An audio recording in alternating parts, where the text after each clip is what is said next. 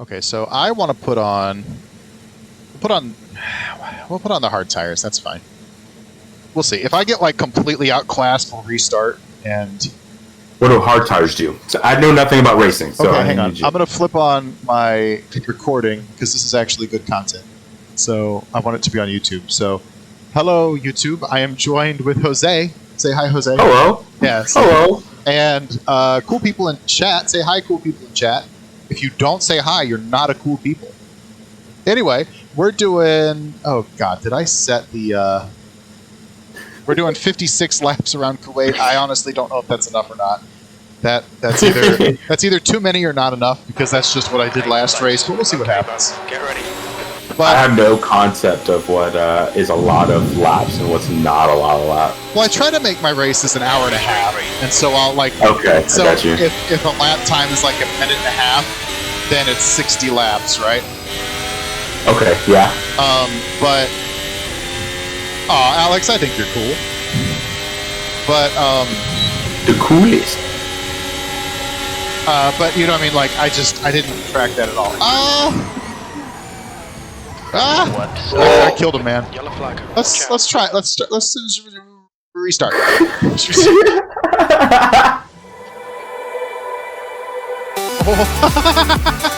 Oh God! Anybody get dizzy yet? Pass. Oh! Figure out if I was the idiot or that's it. We win. That was a lot of fun. That one.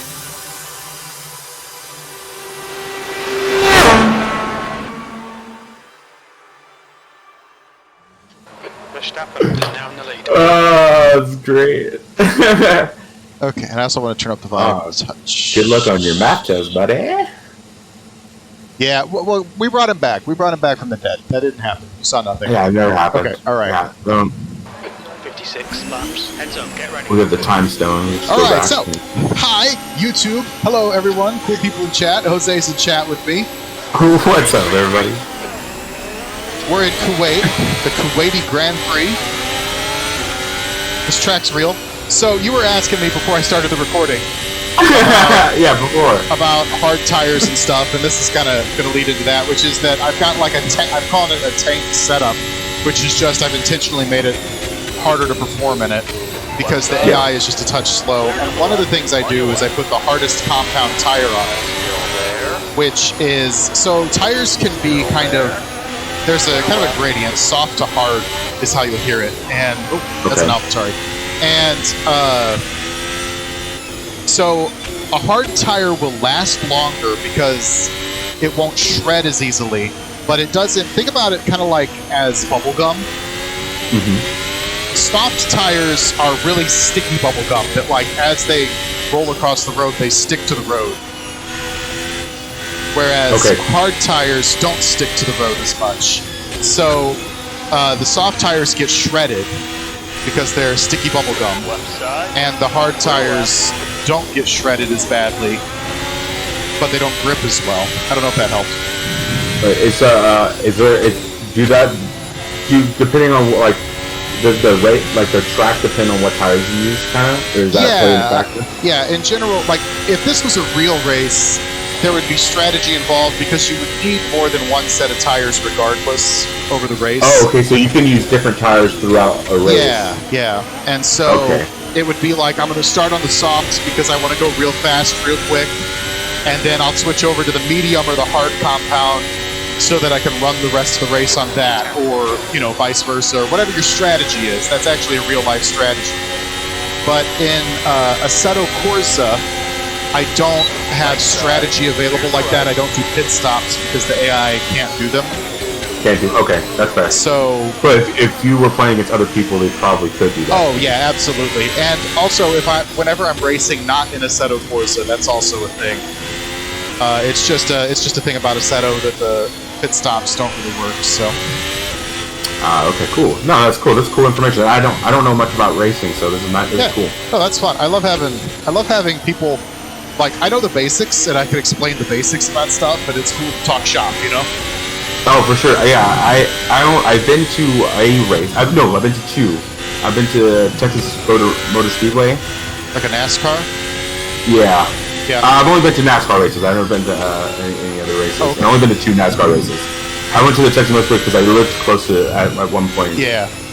And then I went with my buddy's family is real big into NASCAR, and I went with them to Daytona. That was a very cool experience. I didn't know nothing about. I knew, and I still don't know anything about like NASCAR or racing or anything. But it was really cool to experience just the fandom and just I don't know. It was really nice. Thick boy's telling me to eat something. I keep. Oh shoot! No, I don't. I normally keep crackers right here. I don't have crackers. Oh, I'm a bad person. I got some candy. I'm gonna eat. All right, Jose's gonna do the eating for me. Yes, sir. Also, Thick boy, that voice changer thing would be cool. That would be pretty cool. Yeah, that's another thing. Alex brings up a good point. A lot of leagues, like racing leagues, will have rules that you have to use at least 2 different compounds. So let's say like... Oh, really? Yeah, let's say that like you really nail the car on the soft tires and like all you do is just, in practice, all you do is really run the soft tires and yeah, you'll have to make an extra pit stop, but you just have the car perfect for that. Well, that adds a bit of like an extra element to it where it's like, okay, but you can't run the whole race on that even if you're really good at that. Alright, folks, the next car is Oh, okay. Plus, also, I think there's, if you want to talk about like practicality, I think there's a sort of like manufacturing, like basically if they come with 20 sets of softs and 20 sets of hards for everybody, and all you use is the softs, then you're kind of you're taking up all the supply, you know? Okay. Oh, so not like okay, Formula would supply each team with tires? Yeah. Or do the teams themselves bring their own tires? I'm pretty sure, I can only speak, like, I know the most about IndyCar. I'm sure Alex probably knows more about Formula 1, but in IndyCar, and I'm assuming it's the same way, is that, and I know F1 has the deal with Pirelli, IndyCar has a deal with Firestone, but yeah, it's that the tires are supplied by the series, or at the very least approved by the series. Okay, so it's chosen for you. Okay. Yeah. Oh, that's cool. That's interesting. I guess it's kind of just to make things interesting. I guess more even throughout every team then. Yeah. Wow. Well, because yeah, if you know that, like let's say, pretend for a second that we had pit stops, and let's say I was on the hard tires and that red Ferrari in front of me was on the softs, and he passes me right now. He's got a better car. He should pass. It's creating a passing situation, but later in the race, I'll have the softs, he'll have to have the hards or whatever, right? And that'll create another passing situation if I can, manage it correctly, where I'll get him back later. That's cool. I mean, I knew there was strategy, but it's a lot more than I even expected there to be as well. Yeah. The way in Formula 1 and in IndyCar, the way you can tell the tire compound is the side of the tire. Like, if you notice, everybody around me has yellow sides, like yellow print on the tire. Yeah. Mine are white, and that says that they're on, I think, the softs, and I'm on the mediums. Okay. Went up the track for a second. Pirelli chooses the tires, yeah. That's the thing. I don't know if, like, IndyCar, I know it's like, okay, Firestone has an agreement with us and they are the sole supplier. I don't know if Pirelli is like a sole supplier or just the only supplier people want to go with over there. B12. If that makes sense. Like, because it could be that, like, Michelin also wants to make tires over there, but no one will take them because they're bad. Keep it up. I don't know that for a fact, though.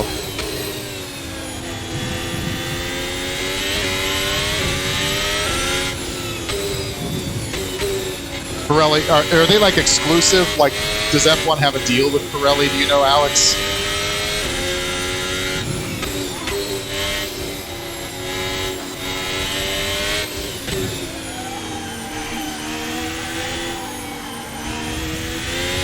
Because, yeah, it's exclusive. Okay, then there you go. Yeah, it's an exclusive thing.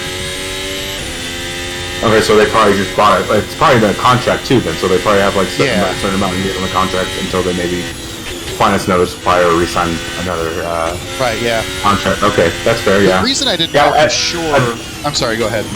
So it's just like a lot of other sports, because I know a lot of sports like have like exclusive. Like I know NFL, I think jerseys are by Nike, I think, or something like that. That's a good way to think about it. Okay, yeah, I see that. I wasn't sure if they do things differently, but it seems like it's kind of a universal kind of thing across the board because of sports. I know that in the past, F1 had multiple suppliers because there was a year where they had Michelin was one of them, and I don't remember who the other one was, but they did a race at a road course configuration of the Indianapolis Motor Speedway. This was like back in like 2005, something like that. And the one tires literally couldn't handle the track. Bridgestone, thank you, Alex. He knows where I'm going with this. And I can't remember which one it was. I think it was the Michelins couldn't handle the track because the track uses, it was a road course, it was twisties, left and right turns, but it used part of the oval course that Indianapolis was built originally. You know what I mean? Like, the original Indianapolis Motor Speedway is an oval, but they built a road course that uses part of the oval, like, if you're following me here. No, I got you. And because of that, it had a banked turn that you could carry a lot of high speed through. If you think about, like, you've been to Texas Motor Speedway, right? Like, where those turns are very long and arcing and banked.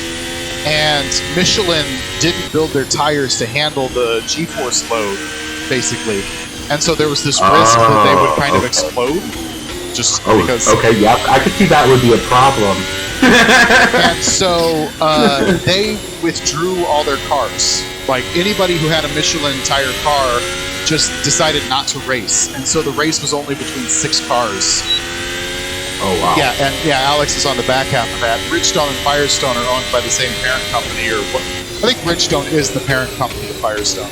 But because of that, Bridgestone had because Firestone's what IndyCar uses, right? So Bridgestone knew what to expect at that track, and Michelin didn't. By the way, thanks for the resub. No way. Oh man, look at these McLarens just blocking the track. Jerks.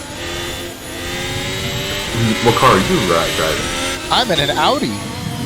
Ooh, I like that. I picked that because so Audi has an agreement to come into F1. I don't know, in like 4 years or something.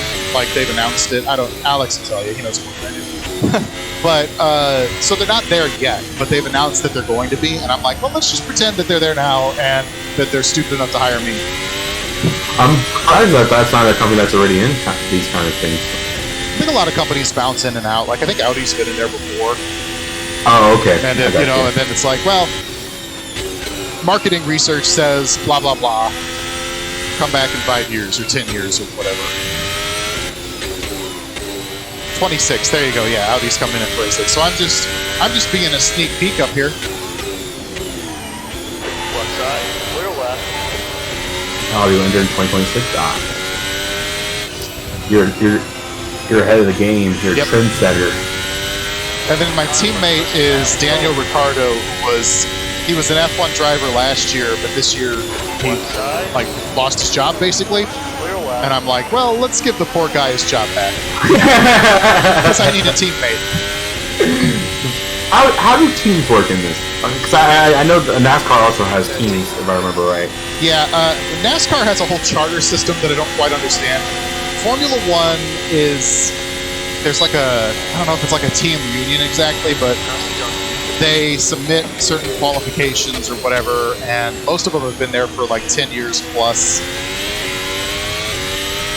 So a team can have multiple cars on the track. Oh yeah, every F1 team is very rigid there, where every F1 team must have 2 cars.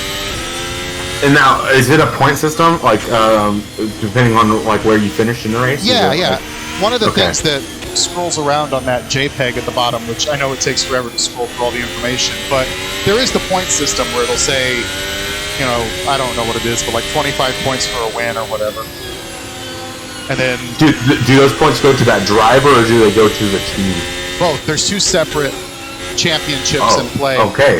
One of them is the manufacturer, which is basically the team championship, and then the other one is the driver championship. So I guess it's possible. Like let's say I got fired. I mean, like, you know, that's not going to happen because I'm God in this world. But let's say I got fired, and then somebody immediately hired me back, like, to drive one of their cars. I guess like my points would carry with me and the driver's points, but the championship, like the manufacturer points, would not. Okay, I see. That's interesting. But I can't think of a time that happened. But oh, I'm sorry, constructors and drivers. In IndyCar they call it manufacturer, but which is kind of funny because IndyCar only has 2 manufacturers. There's Chevy and there's Honda.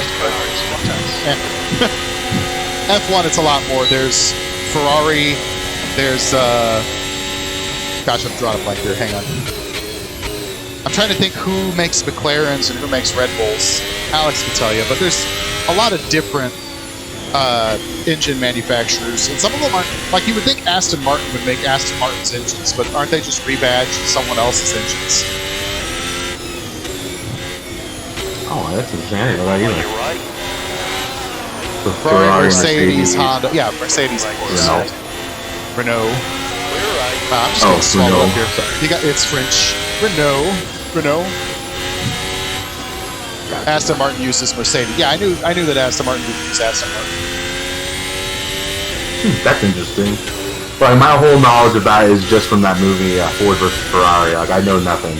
Yeah. Ford's coming back too, I hear. I don't know what year they said they're coming back, but they're not going to make a new team, though. I think they're going to supply Red Bull's engines. Alex can fact check me. Oh, so it doesn't have to be like an engine manufacturer that owns a team. Like Red Bull, the engine company, owns a team. Yeah, Red Bull owns the team, and then they'll lease through.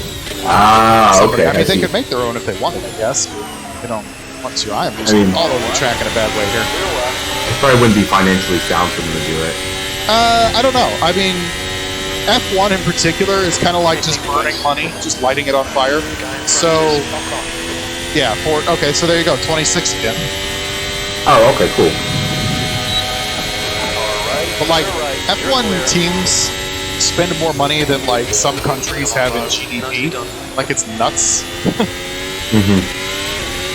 Because there's so much R&D, so much, you know, research and all that going into it. And that's unlike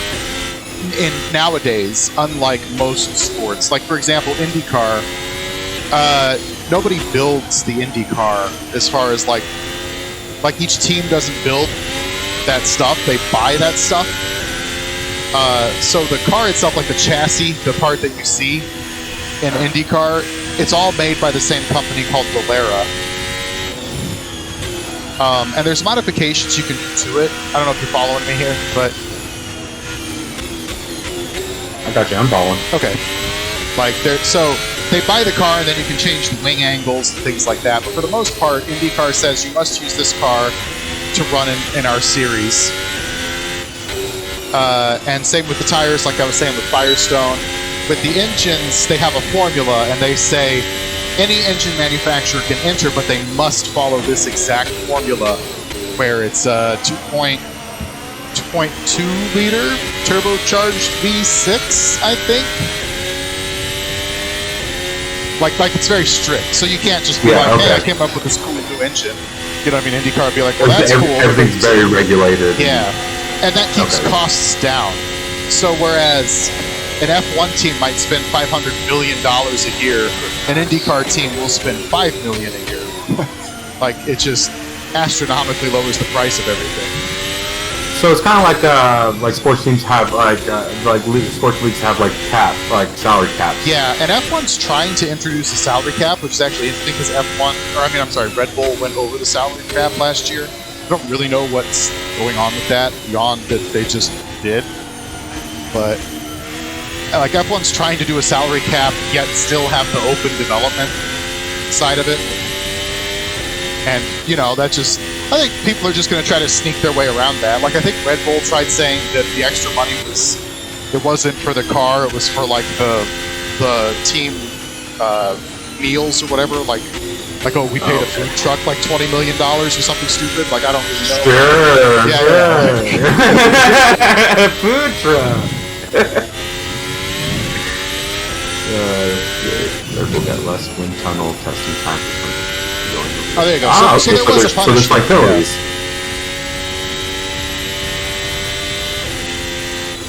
I hope that, like, Red Bull won the championship last year, and it wasn't particularly close from the constructor side, at least from my impression. So if Red Bull, doesn't have as good of a car this year, that would make things more interesting.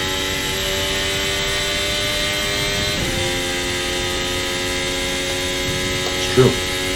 That would, do they hand up that severe penalties too, like where they can't compete in the next league, or does that never happen?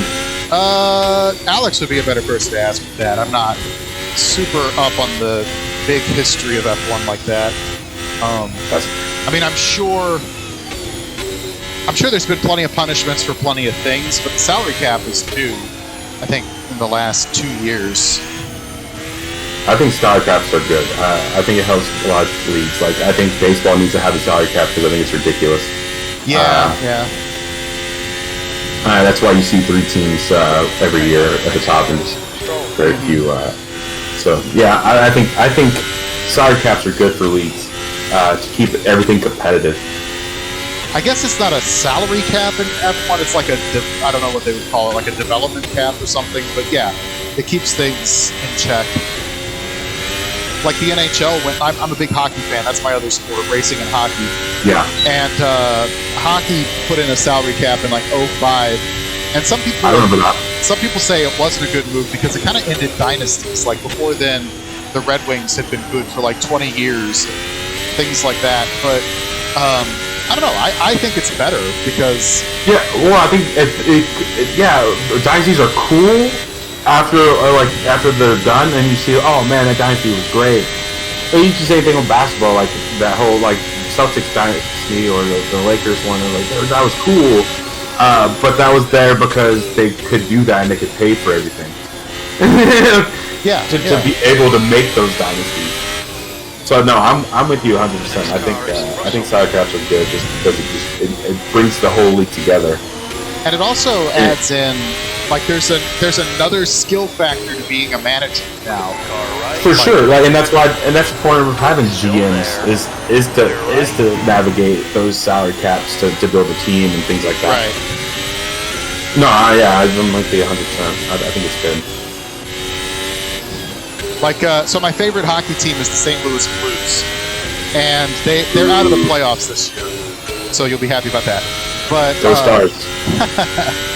But so they've traded a bunch of players that, they're better players that had expiring contracts, and one of them was Ryan O'Reilly, and they had to negotiate this 3-way trade where the Blues had him, the Toronto Maple Leafs wanted him, but the Toronto Maple Leafs didn't want to pay his whole salary, so they traded Tarasenko. And another piece of information to know is that in the NHL you can retain up to 50% of the salary in a trade. So Tarasenko, let's just say he made $8 million. The Blues could save up to $4 million. Yeah. But Toronto didn't want to pay $4 million to him, right? So what they did was they traded Tarasenko to the Minnesota Wild. We're going to make 2 passes on the same straightaway here. That's cool. Anyway, they traded him to the Minnesota Wild, and they retained 50% of the cap. And then the Wild traded him to Toronto and retained another 25% or something. And then Toronto gave them an extra draft pick for trouble. And it was just, that's clever. You know what I mean? Like, that's a management skill level thing where it's like you really had to organize and really wheel and deal to get that done so that everybody got what they wanted and the deal got, pulled through. Yeah. I like how the MLS has that system too. It's good for American side. It wouldn't work in the European side because they have a system like with loans and things like that, so they don't have trades. It's more of a loan system that kind of spreads out the wealth almost when it comes to players. So that part's cool. No, I like that MLS part. That's really sick. I watched my first MLS game last weekend. Yeah, you were telling me about that. That's awesome. I don't really have a hockey team. Going back to hockey, I don't really have a hockey team. The Blackhawks and Stars. I think I have this little special when it comes to like the Cubs or the Blackhawks because my dad was in Chicago for a while and I lived there for like a little while as well. Oh, yeah, you mentioned that once. Yeah. Yeah, and then Dallas because I lived there for a longer time, but I also went to a lot of like Stars games when they were back. Yeah. And I think when they had like Mike Modano. Yeah. I think that's right. And so went to a lot of those hockey games. Hockey games were so fun. Mike Modano was always a player I had a ton of respect for. He never played for the Blues or anything, but he was a great player, and he always seemed kind of classy, more or less. You know what I mean? Like just a good class for sure. Hard guy to not like, basically. Yeah, you get those every once in a while. Yeah. So he scores against us, and it's like, darn it. But you're nice. Yeah, but spare. Yeah, exactly. It's like I hate it when you do that to me. But you're a good person. Another player who was like that was Joe Sakic. He played for the Avalanche. Nashville? Colorado. Oh, Colorado. Yeah. And he was just another player, a lot like Modano, where a very just kind of cool guy and really good, but kind of like Modano. Just I don't want to say quietly good, but just like not a solid. Not a showboat, I guess is the way to say it. Like he went to work, he got a lot of good things done. We're talking like league leading things. But it was always like he was always happy to make the pass. He was always happy to set up a teammate. Things very like unselfish. that. And, unselfish. Yeah.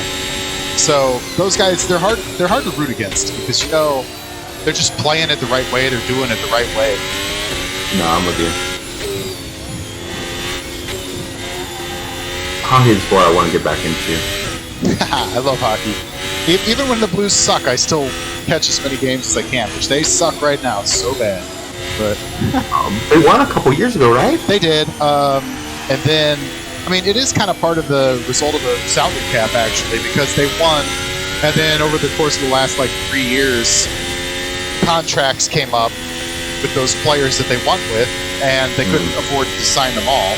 So, choices had to be made, and the team kind of lost what made it special. Another thing that sucked, though, was that this did not suck. They won their Stanley Cup the year before COVID. So, COVID hit at the end of 2019, and they won their cup in the summer of 2019, late spring, I guess, right? And so the year they were going to, defend their title was the year COVID hit, and a ton of games got canceled. And before those games got canceled, they looked like they might go again, right? They were looking real good. But then after the COVID, a lot of players got it. And you know how that long COVID is a thing where you still have symptoms? Yeah. A lot of players had that. And they just were real bad in the playoffs once they got going again, which they were in a bubble. There were no fans in attendance. They did the bubble thing, yeah. And so, I'm not going to say they deserved to win it. They got screwed or anything. it's a thing that happens. But yeah, it's just unfortunate. Yeah, it was just a shame. It was I would have liked to have seen how far that team could have gone again. And then after that year, their captain needed a contract, like I was saying, and he wanted more money and blah, blah, blah. Not that I blame him. I think if you win a Stanley Cup, you deserve a raise. I think that's fair. But we literally could not afford it on the salary cap. So he went to Vegas, actually. Oh, the Golden Knight? Yeah, you got it. And back to that Nashville, they're the Predators, correct? Yeah. That's Hunter's team. Oh, nice. They're having a following for their MLS team too. Yeah, also Hunter's team. They're having a good like showing. I was watching like just attendance wise. There's a clip of people explaining like how the attendance is going for MLS, and they're one of the. I think they were in the top 5, so that's pretty cool. Hunter, especially being about your people.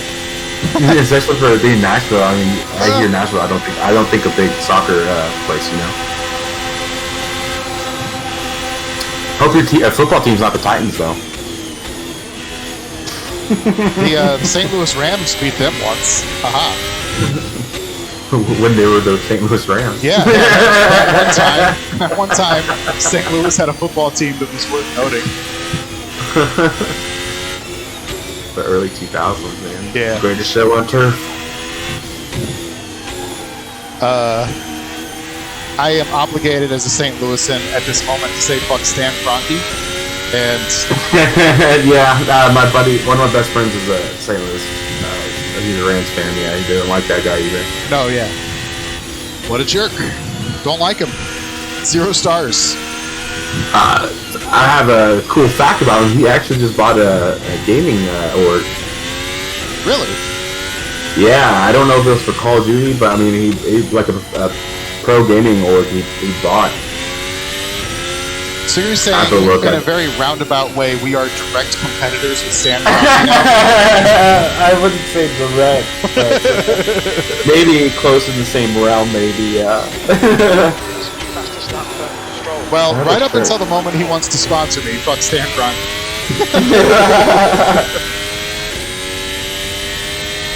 I'm gonna look up, I can't remember, because I know he did.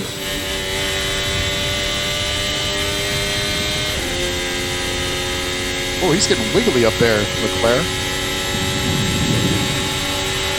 I hate this. I am a lot faster down this straightaway than they are, but they get like too wide, and I can't go anywhere with it. It's like a traffic jam.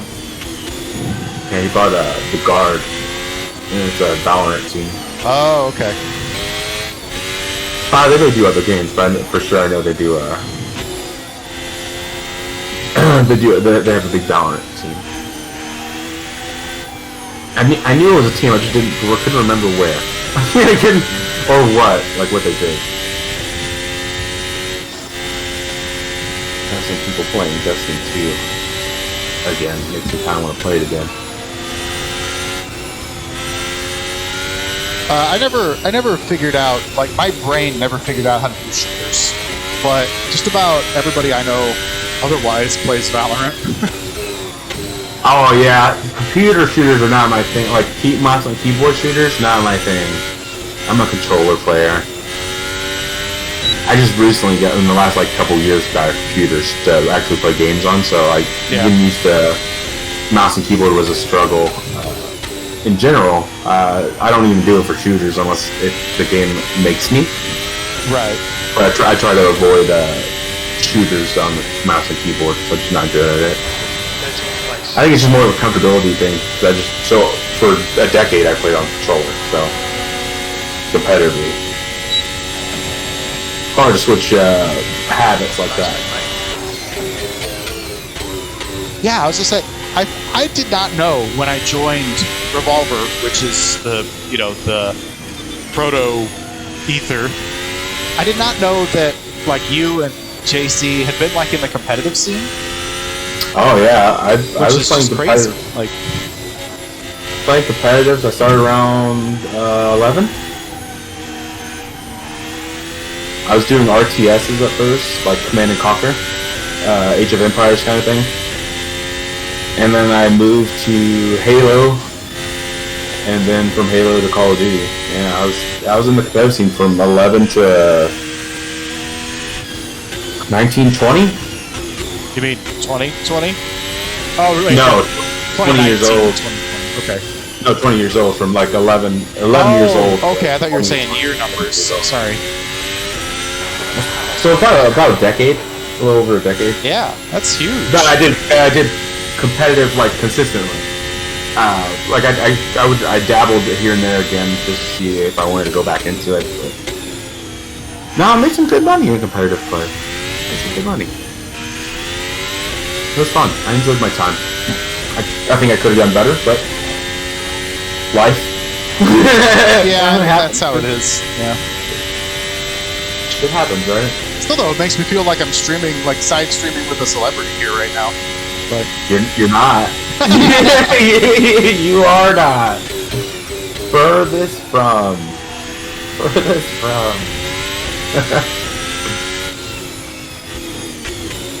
Oh yeah, we did a lot of competitive. We did a lot of competitive right before Revolver. Actually, I think it was right before the Revolver. Going into Revolver was the transition from getting out of competitive.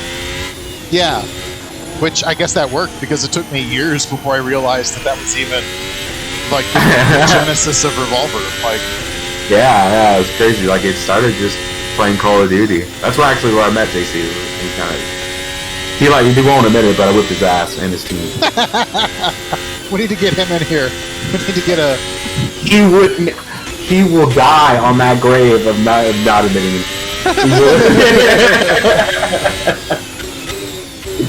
And vice versa. I will die on that. I whipped him and his team's ass, and that's why they wanted me to join. Here's what we do. We do like a old, like retired Revolver post-pro gamer grudge match, wrestling match or something. That would be so bad. And I'm talking about, I don't even know how, playing a lot of shooters like that, but I know I have it. Oh, like, no, I mean physically. I mean, like, get a wrestling ring. Just he doesn't want that. He don't want that. He don't want none of that smoke. I mean, I'm not involved. I get to just... I'll sell tickets. That's funny.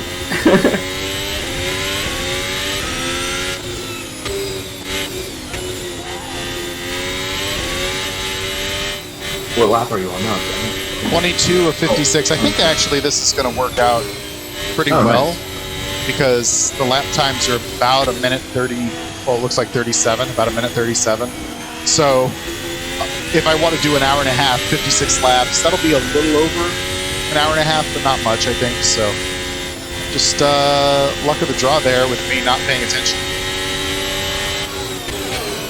On your left, clear to the left. And you're playing on a wheel, right? Like actual like bearing wheel. Okay, that's what I thought. That's crazy to me. I wouldn't know that I would be able to do that. A thrust I'm also master. very bad. I'm also very bad at racing games. Oh, well, I'm very bad at shooters, so... I mean, I like racing games. Covered. I think my favorite one I ever played, I think I mentioned this to you before, was Burnout. Oh, yeah. I never played it, but I've heard so much about it. It was way more of an arcade. It was definitely more of an arcade style racing, for sure. I watched, gosh, I don't know, I wish I could shout out the creator on YouTube right now, but I watched a documentary that was like the best racing games on console, and that Burnout was one of them. Like, or no, it was like the glory days of console racing, I think is what the title of the video was. And it was a really good video because most of the sim racing stuff has always been PC, with some exceptions, and so I've just always been on that bandwagon. And like console racing, I know it's out there, but like, you know, you only have so much money and you have to pick which road you want to go down, kind of metaphorically. Yeah, definitely. And so I got into the sim racing PC lane, and it was really cool looking back at that stuff and just being like, wow, so this is how the other half lives, you know, that kind of thing. Probably, I guess the closest sim racing, I guess, for when it came to console was maybe like the original, not the Forza, not the Horizon ones, but the regular Forza Motorsports. Probably one of them. I think F1 had a racing game, if I remember right, on console. And Gran Turismo too. You got to give them a shout out. Oh, Gran Turismo, yeah. I think that was the PlayStation side, I believe. Yeah. So like Forza was Xbox's answer to Gran Turismo. And yes. It's been interesting watching them. Now I played a bit of Forza, not Horizon, but like Forza. I was all over Forza 4 back in the day. Whenever that came out. Yeah, and I like more of the Horizon part because it's a little open world. It has the sim elements, but it's more arcade kind of thing. Well, there's like a storyline to it too. Yes, yeah, there is. Yeah, and that kind of catered to casuals like me, I would say. I mean, if I had infinity time I would play every racing game on PC, on console, on anything. I'm For a junkie sure. for it. Obviously, since I have like 150 races planned for myself, but obviously I'm just kind of a junkie for this crap. But I feel like, I don't know. My hope is that the stuff I'm doing is kind of unique as far as like AI, like Kuwait. Nobody drives at Kuwait. No one's heard of Kuwait. Like, you know, I'm hoping that it's like an awareness campaign for all these like racetracks that exist. Can somebody please think of the poor Kuwaiti Motor Town, which is actually the name of this track. It's Kuwait Motor Town, which I think is just, it's a wholesome as fuck name. It sounds like a Mario Kart track. Kuwait Motor Town, I love it. Yeah. That's really awesome. Now, that said, I am also running, so like this is Formula One, right? And it's built to present like Formula One. I'll also be running the real life Formula One tracks too. So next week, or I guess this week, Sunday, whatever, F1 is at Bahrain, and that's a real track, and they're really racing there. And so I'm going to race at it this week too, to just kind of follow along as well. But before I have to go, I wanted to ask, like, what's the difference between F1 and Indy? Like, I actually have no idea. Okay. I mean, the short, long answer is that there's a lot of differences. For sure. Car-wise, is it? They're both kind of like. Is that still a long, short answer too? Yeah, I'll try to simplify it at first, which is that. So I mean, it all comes back to what we were talking about. F1 doesn't have like dedicated manufacturers for everything. Where IndyCar, you must run Dallara. You have to buy the car from Dallara. You have to buy the engine from either Chevy or Honda, or if you want to build your own, that's fine, but it has to follow those exact specifications. And so that keeps the costs down in IndyCar, which is kind of their whole goal, partly because they're just not as popular. You know, so they don't have as much money coming in as F1 does right now. But also just, it's just their sport. It's the way it's kind of been. Whereas F1 says, basically, okay, your engine has to have this many cylinders. Your engine has to have, it must fit these dimensions, your car, right? Fit it in the box, build your car. And that's kind of F1's mentality with it. So it's different because the teams in F1 are responsible for the manufacturing, whereas IndyCar, it's provided. And so what that means is F1 is, and I'm going to put an asterisk here, F1 is normally faster than IndyCar because they're like speed-wise? Like the car speed? Okay. But the asterisk is that F1 does not race on ovals, and IndyCar does. So you went to... the track, like the track itself. Yeah. IndyCar will do both tracks that are like this, where it's you call them a twisty or road course, you know. And then IndyCar will also do high-speed ovals. And on the ovals, so like IndyCar, actually, you said you went to Texas Motor Speedway. IndyCar has a race there. In I want to say April. Oh, okay, cool. And they go pretty darn fast around there because they're. I mean, like NASCAR goes fast, but NASCAR isn't a stripped down, aerodynamically adjusted. Very true. Very true. Like it's completely different, and IndyCar is like scary fast at a track like Texas. But Formula One. I can imagine going that fast. That's insane. Yeah, Formula One doesn't do ovals, and part of that, and I think the thing that doesn't get said a lot, is that. So IndyCar will do 230 miles an hour as a top speed on those oval tracks. Oh, wow. F1's top speed is around 200 miles an hour because they don't race ovals.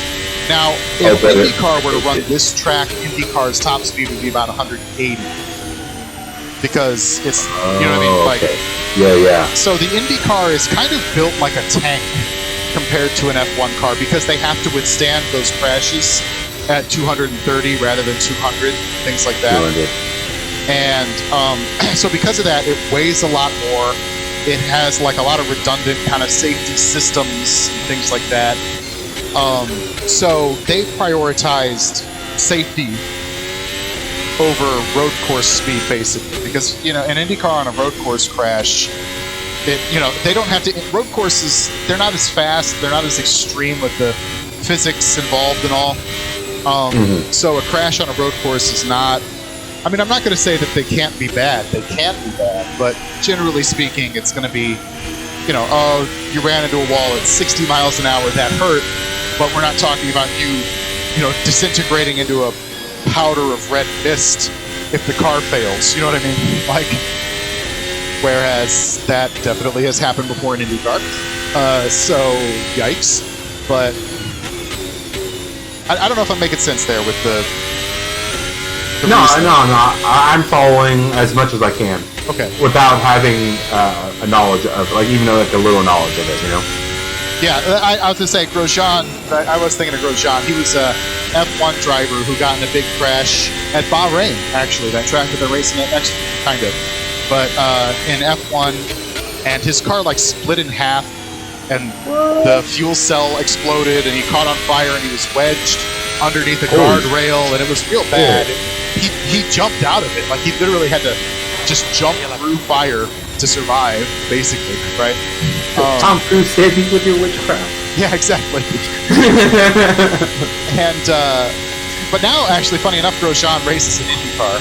So, I mean, that had nothing to do with that crash. That was because his contract ran out. He found a job in IndyCar first, or maybe only. But yeah, to even go back into racing after that, that's kind of crazy. Yeah. A lot of credit to Romain Grosjean. I don't know. That's Nifty's attempt at a French pronunciation.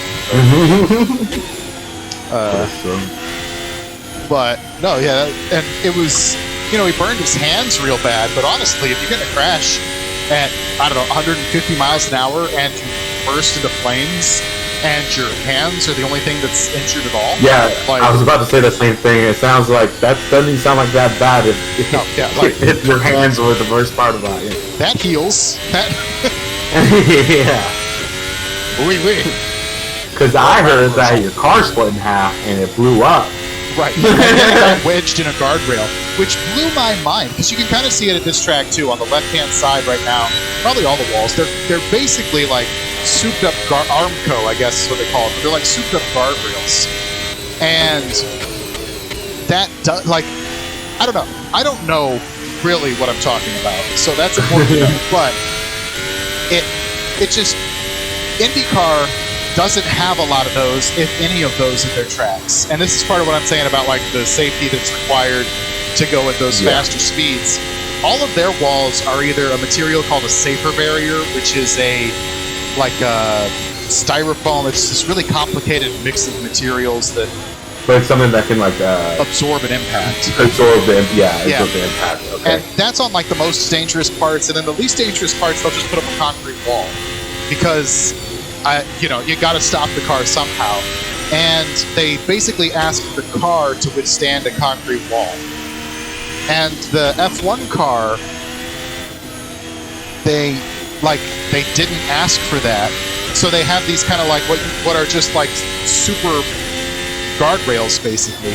And in Grosjean's crash, why his car split in half was that part of it wedged, like the nose of the car wedged between two of the kind of metal strips of the wall, and it kind of tore it, like kind of grabbed it and sheared it, if that makes sense. Yeah.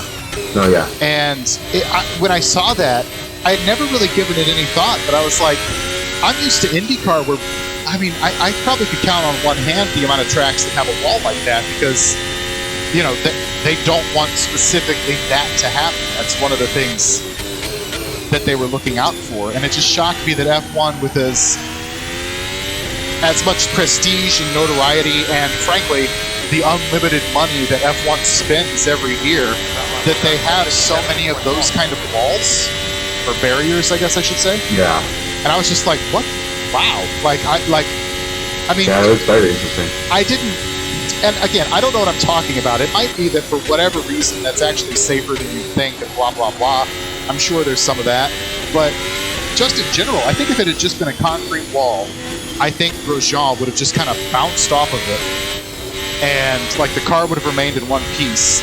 And probably physically it would have been a bigger blow, but you're not talking about having the driver wedged in a fireball, which was the real danger of that situation. Was a danger, yeah, for sure.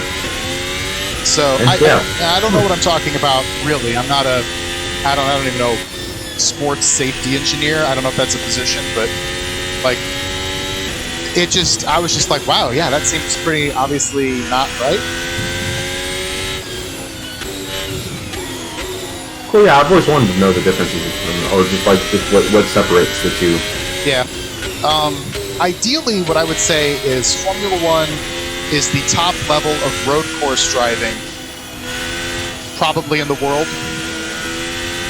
IndyCar is the top level mixed discipline series. So in order to win the IndyCar series, you have to be really good at road courses, but you also have to be really good at ovals. Yeah, that makes sense. And so that's kind of like Grosjean's a good example. He came over from Formula One to IndyCar, and on the road courses, kind of instant, I don't want to say success, he hasn't won a race, but he took to it really quickly. He finished second in his first season, and like, he was really competitive. He qualified first and qualifying, and that's just in his first season, right? Like, that's really impressive to wrap your head around the car with as many differences.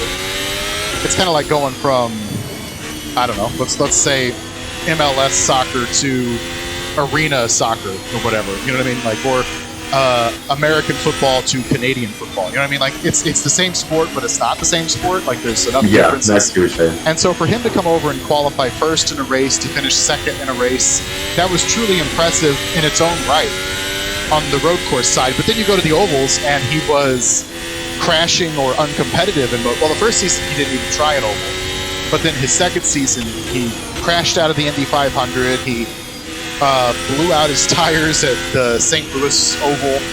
Like, and I thought in my head I would think it'd be the opposite. Like, I would feel like you'd struggle more on road courses than ovals, just because it's an oval. Maybe I'm looking at it too directly. Yeah, I mean, I think there is that misconception in racing. For sure. I think, and I think I'm a prime example of that misconception now. I mean, it's just kind of, think about it on a general level of anything. Checkers isn't a hard game to play, right? Checkers is super simple as far as what the rules are and how it works. But I'm sure there is a world's best checkers player out there that could just beat the crap out of anyone in checkers, because he's played it so much and he knows every single little nuance of checkers, right? Or she, they, right? And it's the same kind of thing. Oval, like, getting around an oval might be pretty easy, which I don't necessarily think that's true either, but let's say it is, just say it is. That doesn't mean that you know how to get around an oval better than guys who've been doing it for 20 years, who are racing for racing teams that have been doing it for 50 years. You know what you get what I'm saying? I get that, yeah.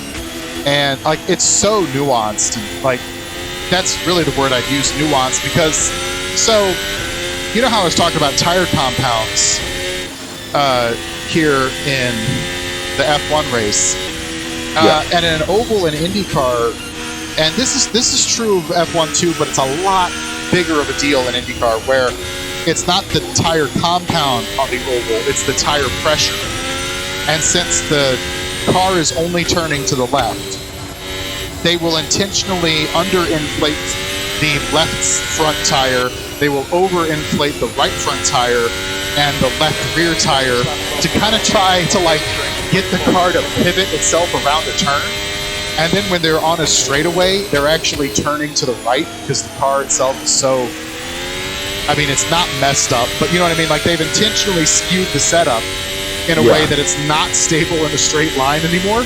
Like, because they need to turn faster to the left, and specifically only to the left. And, you know, there's so many compromises that are made in that direction in IndyCar and oval racing, and NASCAR too, by the way. That's not, you know, oval racing in general. Ooh, that was a bad lockup in my game here.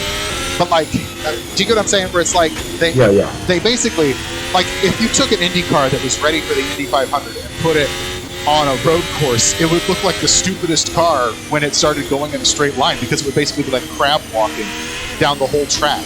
Like, it'd have to be sideways, you know, but like that's because it's designed to turn only left at the fastest possible speed. Okay, yeah. And then because of, and also if you think about like aerodynamics, where you want less air to hit the car in a simple way. Like, have you ever been driving down the road and you put your hand out the window and you can feel the air hit your hand? And if you put your hand flat, you know, like fingertips forward, the air doesn't hit your hand as badly as if you put your hand like palm up, right? Of course.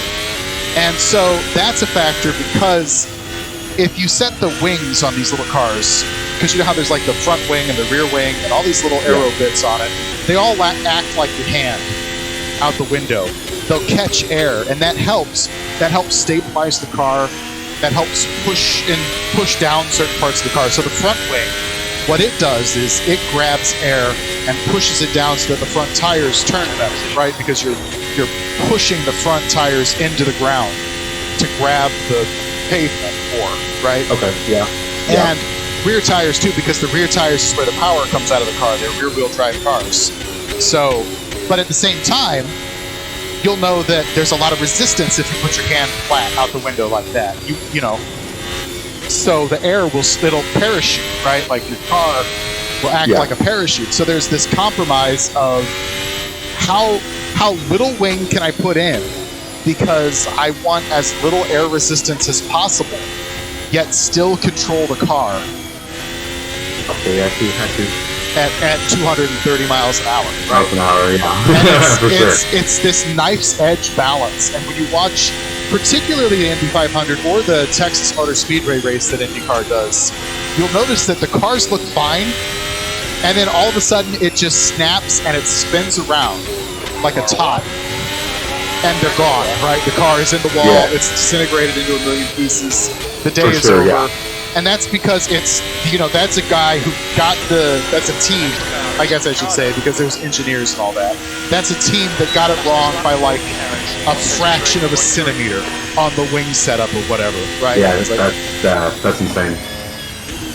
And that's where it's really a lot of fun, because, and a lot of this is true in NASCAR too, but not to the literal extreme as far as physics go. For sure, yeah. Where, also NASCAR's in a straight line, you need to turn right a little bit and things like that. But and you know, there's aerodynamic elements in NASCAR too and all that. But IndyCar, they're just doing it lighter weight and they're doing it a little bit faster. And because of that, it just makes literally just Isaac Newton, the physics involved, just more extreme. More extreme, just more difficult to handle. No, I get that. Yeah, I don't know if it's more difficult to handle, because NASCAR is really hard to handle because they have their own unique thing where those cars are heavy. They're extremely heavy, and they're racing on tires that are basically the same size. So you have more car, right? Like literally, you're asking the tires to carry a heavier load every turn. But still go at a really high speed. Yeah, not as high of a speed, admittedly, but still a real high speed. Like, that's still some cutting edge shit right there, just in a slightly different way. Yeah, no, that makes sense. Well, I appreciate you telling me all this. This is awesome. That's a lot of information. That's cool. Yeah, I appreciate somebody coming around and letting me nerd out on this. This is I like it. It's cool, and it's sports. So I'm all about sports. Thanks for coming to my TED Talk about olds. Yeah, for sure. I do gotta go get ready for work though. Oh, okay. I got you. But I appreciate you letting me chill and hang out. Yeah, thanks for dropping in. Anytime you want to come in and say hi while I'm streaming, always. Yeah, no, I will. Yeah. All right, appreciate it, buddy. You have a good one. Everybody say bye to Jose. Get out of chat. Bye, YouTube.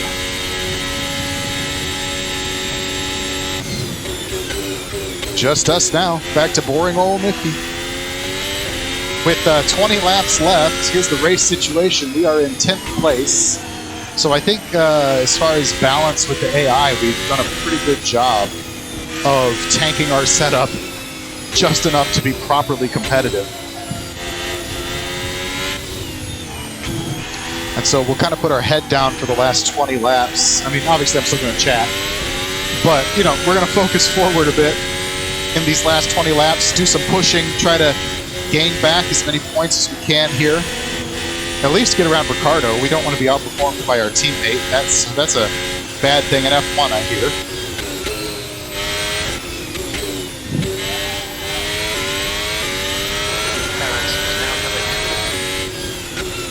Perez is the race leader, I hear. Wonder where Verstappen is. I gotta admit, I'm cheering a little bit for Verstappen still, just to get into the points lead just once, because he got taken out in the first round of the season, and I was involved in it. I'm not taking the blame for it, but I did hit him, and he did spin, and he had been in first. So I hope he gets up the championship order, and then we'll try to beat him. I mean, we'll try to beat him regardless. Of course, I understand there's some, Verstappen haters out there. So, I'm not saying Verstappen's my favorite driver in the world or anything. Just in my little fictional season here, talking for context.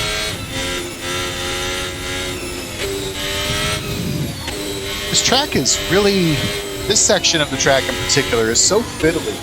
I don't quite know what the correct line is through any of this. I'm just sort of driving it and coming out the other side.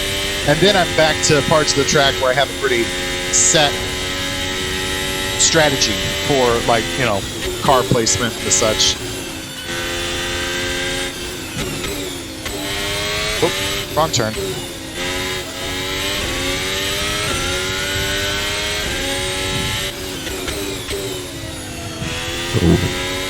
Hello? I heard a voice. Hello? I was saying, how's the race going? It's going all right. With about 18 laps to go. We're in 10th place. So we're trying to come forward a little bit. How are you doing? You just missed Jose. Yeah, I did. I said hi to Machenko. You did.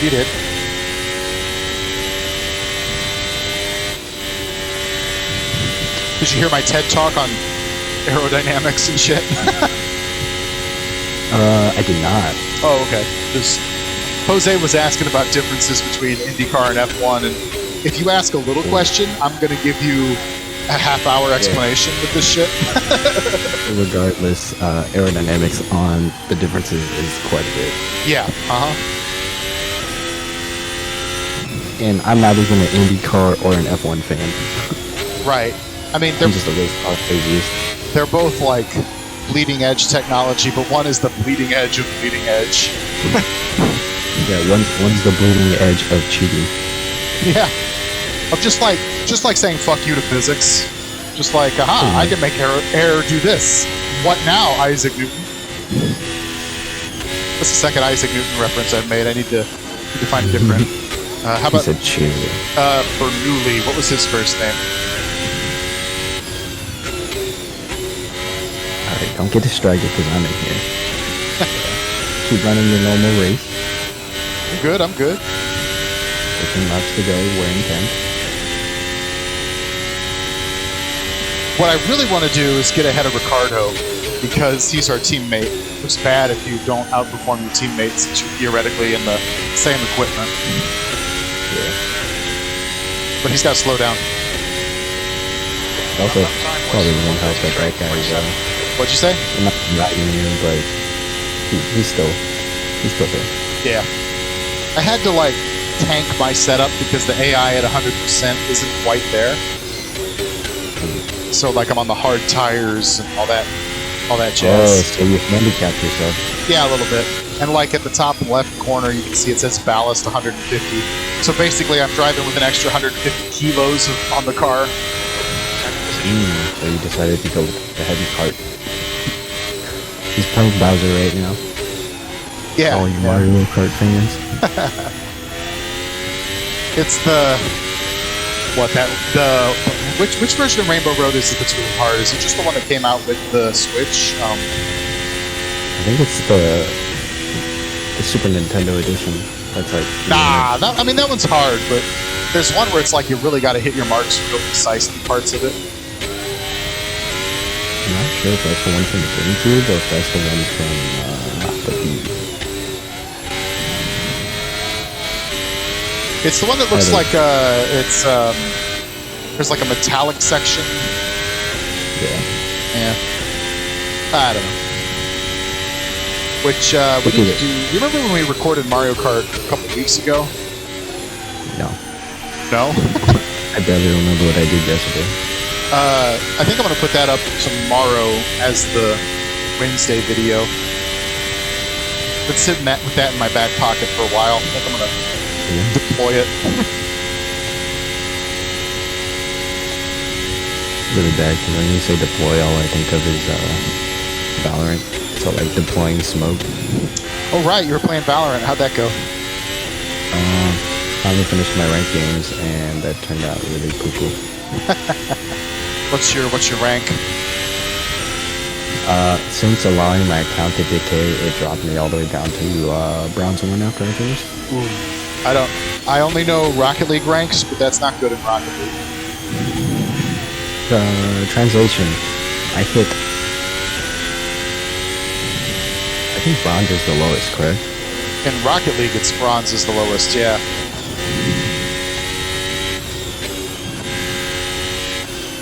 Let's say bronze 2. Because they go step up on, yeah, so it goes up to 4, so it'd be bronze 2 equivalent. How much Valorant have you played? As of lately? Just at all? I mean, like... Oh, I have a lot of game sense from previous playing, from when I was going hard during beta era, but I also played crap ton of CSGO. Gotcha. Does it translate? Translates not 1-to-1, but like at least 75% of the game sense from there translates very, very fluid. Gunplay is similar in a sense, but the spray is a lot different.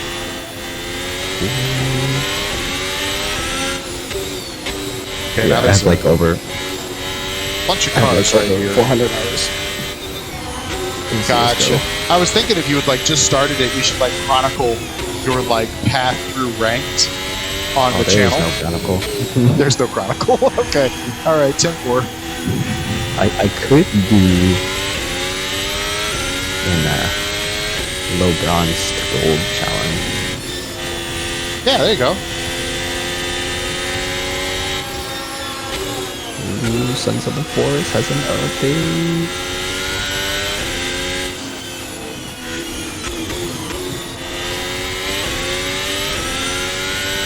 So there's like 5 cars right here. All of a sudden, it's like a bit busy. Oh, actually, I have like 600 hours in CSGO.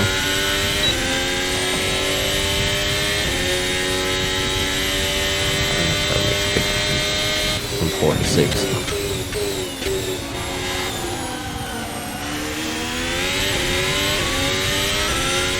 How many laps we got? 15, 16 laps.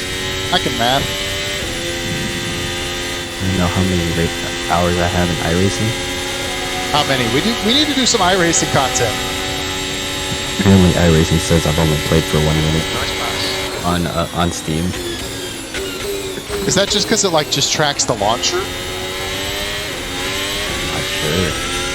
Maybe it does. I did like at least 3 or 4 races, so that's at least...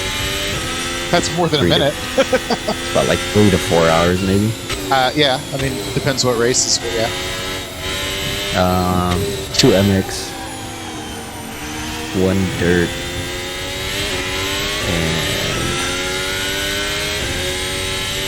and 1 oval.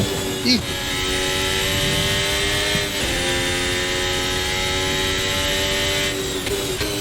How'd you do? Oval, I like clawed it back, and then my MX5 races were horrible. Was that before or after I tried to give you pointers? It was during. Oh, okay. I was waiting for you one day. So it didn't help at all. I I just gotta remind myself I gotta take it slow and just drive smooth. Yeah, I think that's the big takeaway from racing as opposed to, like, I think a lot of racing games kind of focus on having you do hot laps. Hold your line. Clear left. And Okay, folks, got the chances here. with Let's make sim sure racing we online and stuff like that, it's all about just kind of like your mental endurance, kind of like how long can you go without screwing up, not necessarily being at 100% your capacity for speed, but just consistency. I'm lucky if I hit 50%. Yeah. Well, no, that's fine. You don't need to be fast. You know, it really is the slow and steady wins the race kind of thing. I'll take her back.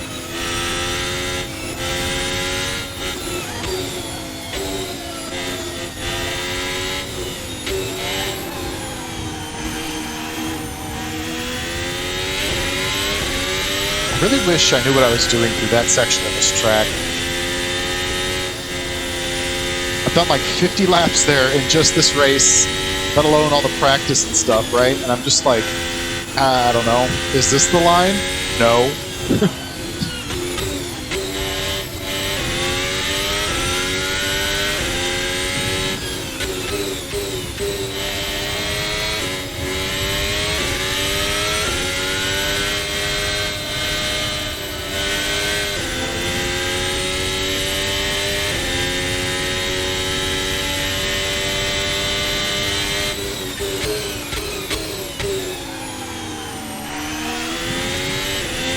So we've moved ourselves up to 8th now. That's nice.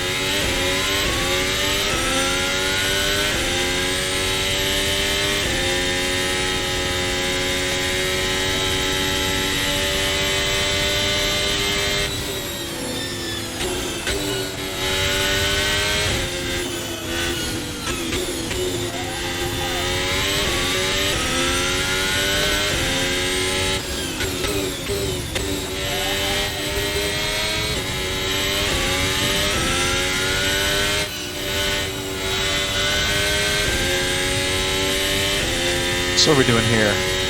Just looking at the mini-map. Seems like whoever's in first place, maybe that's still Perez. Seems like he's really far down the road. But then like second just got through turn 1. And we're going to be there right now. So that's our gap to second place. It's still a long ways to go with about 11 laps left, but like I don't think in any universe short of somebody crashing, first place is on the table for us. But I think there's circumstances upon which we might find ourselves battling for second if everything goes our way. I'm not sure that's going to be the case.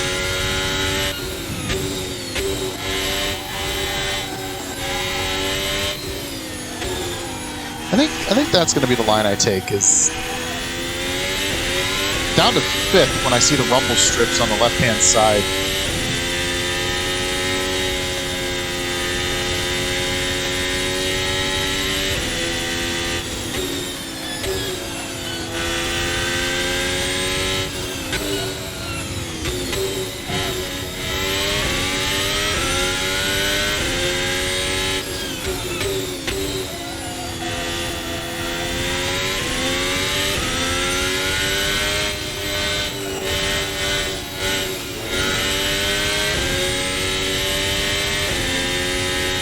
Zhao was really sticking with us back there.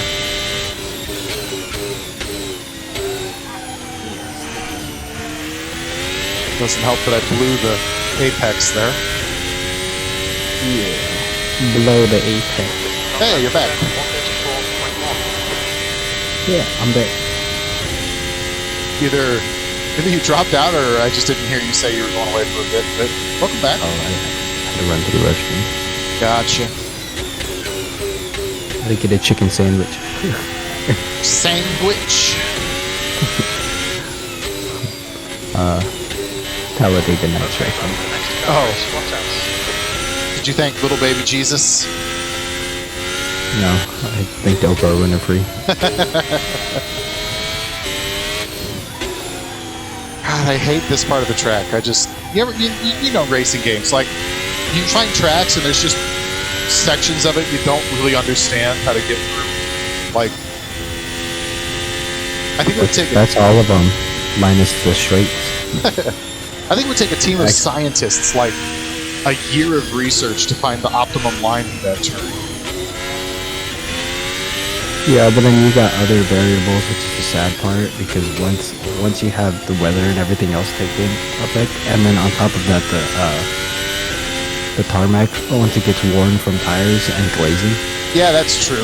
The weather couldn't be any better today here in Kuwait, but yeah, I'm sure tire, like the rubbering in effect is changing things. Yeah, your line is theoretically going to be changing consistently through every attempt. Yeah, but I think intellectual honesty here, I don't think that's why I suck at that section. I think I just suck at that section. Hey, I was just trying to help you. Oh, right, yeah. No, it's the track conditions. It's GP2 engine. Well, it also doesn't help that you're also undermining your success of this race by giving the handicap. Yeah, that is true. You do feel the extra weight. Yeah. This section. So theoretically, your line could be really good. It's just you're thrown off because of the extra weight. I mean that is actually legitimately a better point. Is that the car isn't designed to carry around an extra 300 pounds. Like yeah, 310 give or take.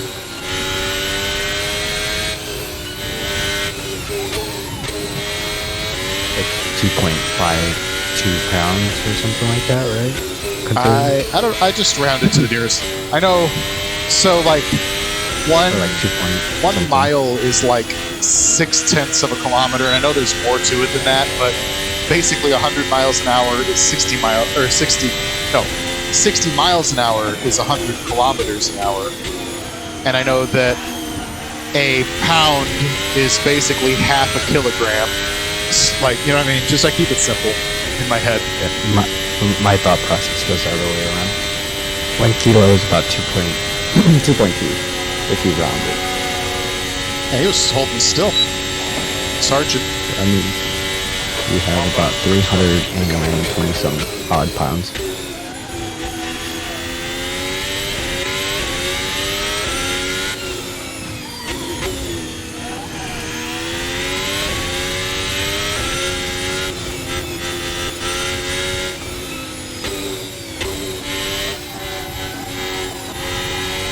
Back there in that blue car is real-life rookie Logan Sargent, who's going to be the first American in F1 in like 15 years or something. Ooh, congrats. Not sure if that appeals to anyone, but if so, there's that information. I don't know, and they represent, dude.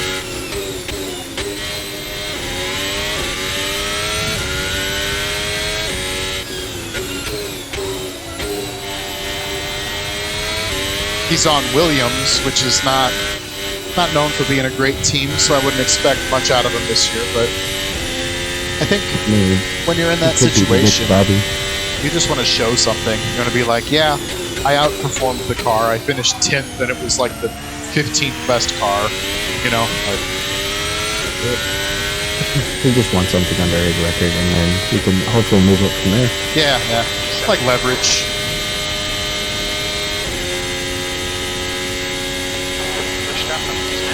Like I said, he might be the Ricky Bobby. He could just take a really good car and do really well.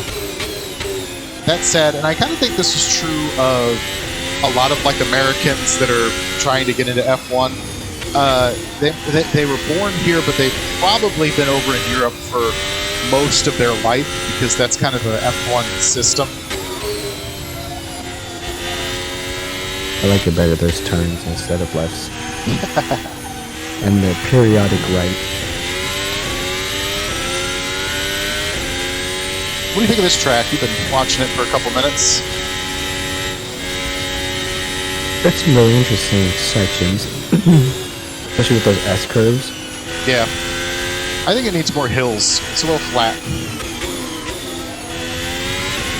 I don't know. I'm not a huge fan of elevation change.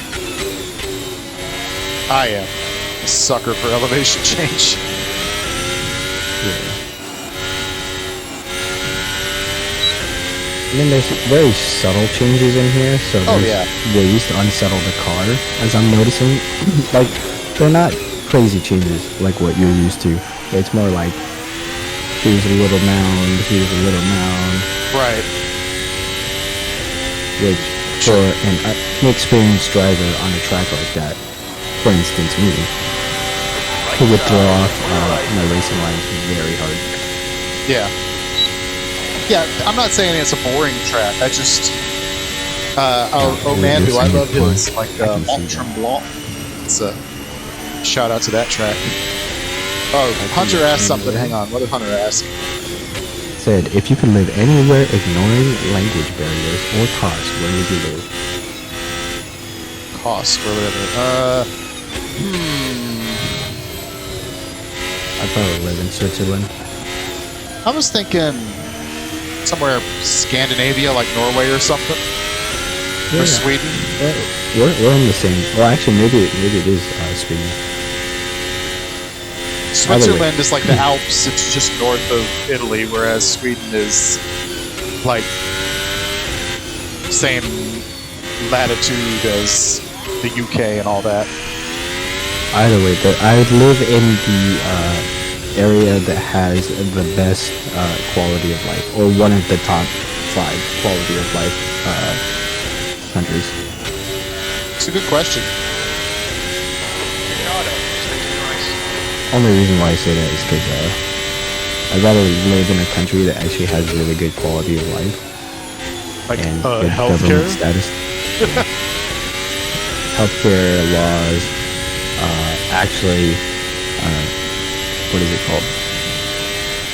Taking care of its citizens as well as its government at the same process. Yeah. So good, like almost 1-to-1 ratio or 50-50, I guess. Or similar. Now, if you brought in language and cost, I'd say Canada, legitimately, because I think they're pretty close to that same area as far as like human rights and all that go. Yeah. Plus, I like cold weather. I'm a snow person. I don't like cold weather, but I will deal with it for quality of life. That's because you're skinny. Not my fault, okay? It's genetic. You know how many calories I can burn? More than me, apparently. Nifty, my diet used to be anywhere from 6 to 8K calories on daily intake. That's stupid.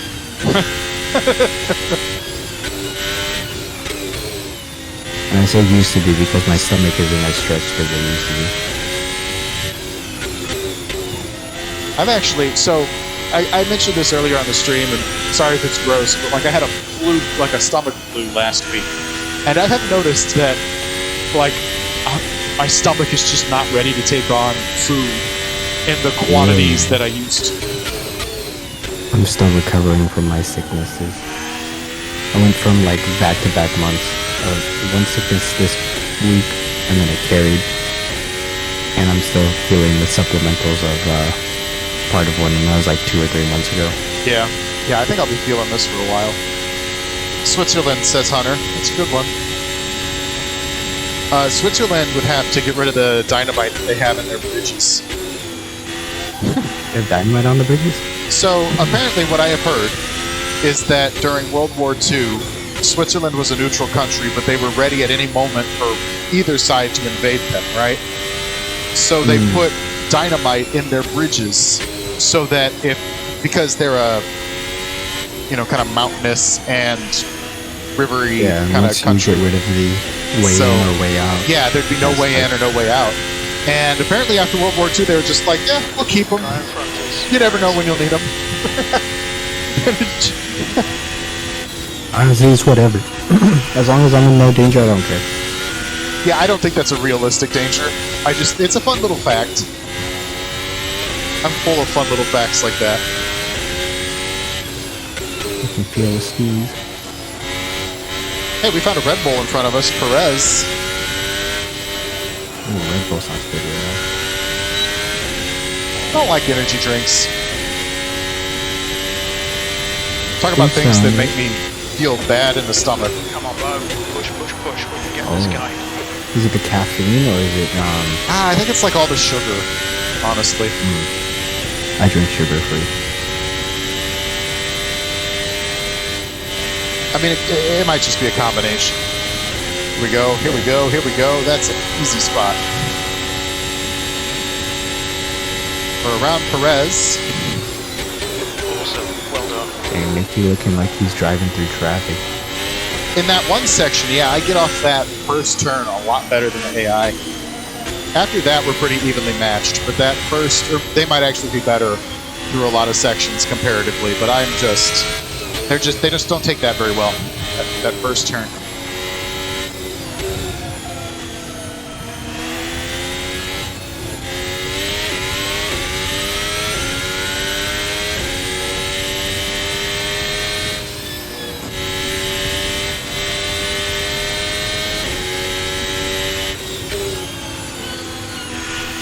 Do you remember, like about a year ago, I was doing my IndyCar season, and you were like, "Oh, you should get Assetto Corsa. There's like a bunch of mods. It would go really well." You were right. Assetto's a pretty cool game. It's the nice part about the evolution of games and how open they are to the modding scene. Yeah. So when one actually, I wouldn't say takes the cake, but like really emphasizes on community based, that's when I will always vouch for it. Yeah, I just needed to learn the system. Well, like, okay, so I had never heard of content manager. When you told me that was a thing, that was like, oh, the floodgates can now open. Yeah, I was gonna say it was a day and night difference for you. Yeah. On your way. Only time Nifty will have fun like he used to is the fact that if content manager have certain mods that actually what is it called? Conflict with each other. Yeah, I mean, I've had a couple. I've had to actually reinstall Content Manager once because I don't know what happened, but it like killed itself. Possible confliction of texture pack and or lighting. Yeah, I mean, I don't know where it was, because it was basically when I first, like the first month I had it, and I was installing a million things just to kind of catch up. You know what I mean? Yeah. And so I don't even know which one it was that did it. But no big deal.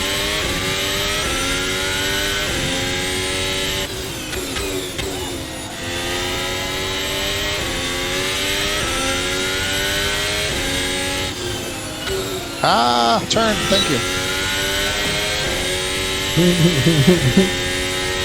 All I saw was understeer. That was so much understeer.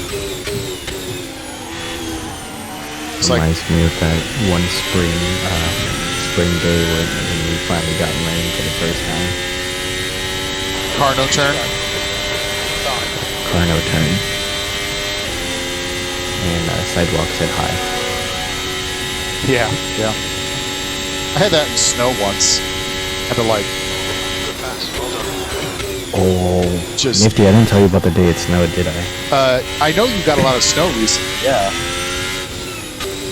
So the day it snowed, I decided to take half day for work because I was not about to ride in that at 10 o'clock at night Right. with it icing over. Right. So, I'm driving. I see cars starting to slide down the hill, so I'm like, you know what? I'm just gonna take this onto the freeway because I'm just gonna U-turn it later anyways, and then go back on the north side. So I take south because people were sliding up the hill onto the on-ramp, for the north side. And knowing me, saying car doesn't like to stop when it's, you know, icy or snowy. Right. So I keep the car rolling and I just go on the freeway. Turn around, get on the freeway, and I'm going northbound home.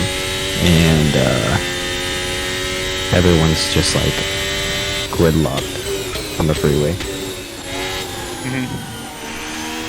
Pass by one truck, it's in the left lane, like the fast lane, and their hood is popped, so people are going around him. Go maybe like half a mile down the road in like 30 minutes, and 2 semi-trucks in the middle of the middle lane, tuning up. Yeah. Another half mile. Guess what else is happening? What? Oh no! Oh no! Darn it! Distracted Nifty. You distracted Nifty. He crashed. I didn't hit anything. I just spun spun. out. But that sucks because that was the last lap. I don't even have time to get it back. Don't give up. Don't give up. I'm not giving Keep up. going. This new video is called Distraction by LoneAZN. Yeah. I'm sorry. Please continue. Trying to use his sultry voice to distract your low Petrini. That was absolutely what it was. It was 100% sultry. Yeah, there was more trucks stopped because apparently this shoulder is also closed for like 3 miles.